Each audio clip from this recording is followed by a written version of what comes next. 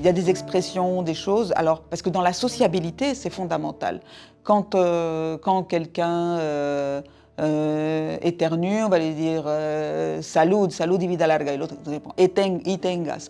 Quand on porte quelque chose de nouveau, il y a plein d'expressions, plein de choses, plein de bénédictions.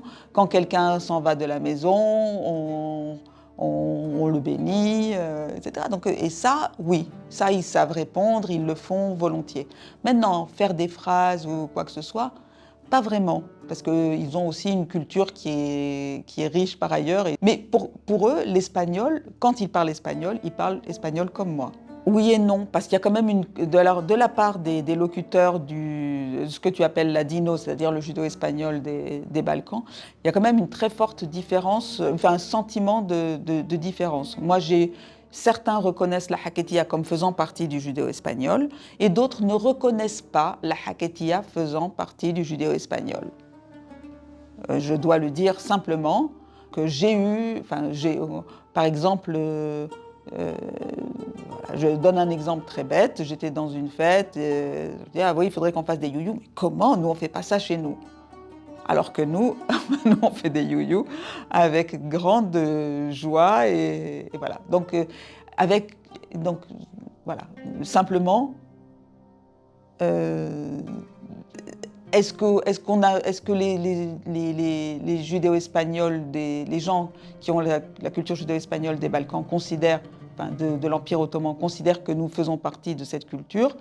Certains oui, et je leur en suis reconnaissante, comme Haïm Vidal Sefira qui a toujours cité la haketia, mais ce n'est pas le cas de tout le monde. Là, la semaine dernière, j'ai donné une conférence à l'INALCO, j'étais invitée par Jelko Jovanovic qui a maintenant qui enseigne le judéo-espagnol à l'INALCO, qui m'a invitée à parler de la haketia.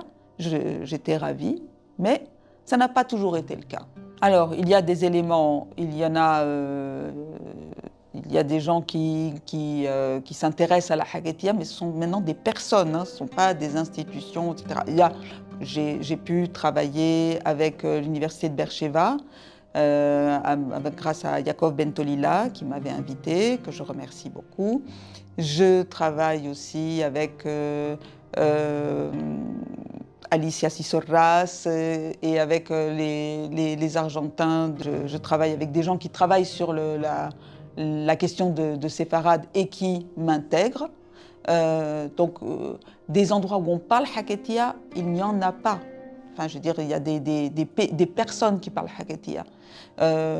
Au Canada, j'ai pu travailler avec Soli, j'ai pu inviter les gens, etc. Où moi-même, j'ai créé un atelier de haketia à l'Institut Cervantes de Paris, où j'ai œuvré pour conserver, transmettre la langue en faisant un atelier de langue, en enseignant, en diffusant, en enregistrant, en parlant de tout ça comme je le fais aujourd'hui.